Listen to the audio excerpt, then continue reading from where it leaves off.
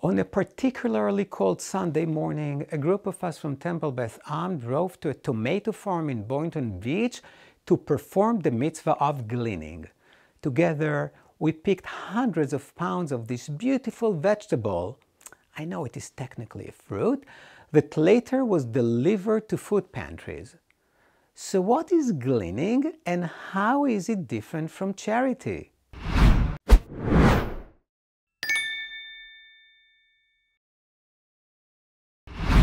We read in the Torah, quote, "When you reap the harvest in your field and overlook a sheaf in the field, do not turn back to get it. It shall go to the stranger, the orphan, and the widow, in order that the Lord your God may bless you in all your undertakings." End quote. This verse from the book of Deuteronomy is one of several in which the Torah instructs that a portion of the harvest does not belong to the landowner, but must be left for the poor. The specific idea behind gleaning is that after the harvesters pick the crop, some food always gets left behind. The harvesters are forbidden from going back and picking it. That produce belongs to the poor. So, how is it different from charity? The meaning of charity is that one gives something that he owns while having the discretion to decide what to give and to whom. On the other hand, the idea behind gleaning is that the owner of the field does not give to the needy because he cannot. The food that was left behind never belonged to him in the first place.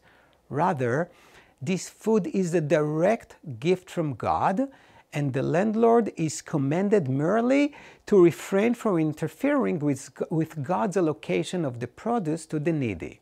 In other words, the real owner of the land is God, not the farmer, and God uses the leftover crops to feed the hungry.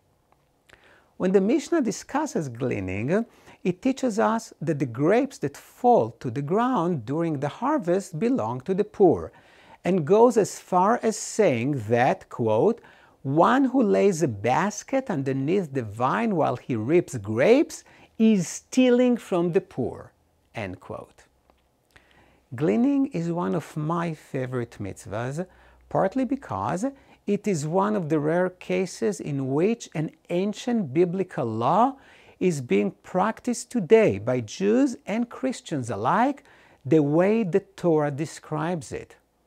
After the workers of the tomato farm in Boynton Beach picked the produce, the landowner did not send them back to pick the leftover produce, but rather temporarily transferred his farm to the needy and those who collect on their behalf, and provided quality food to thousands of people.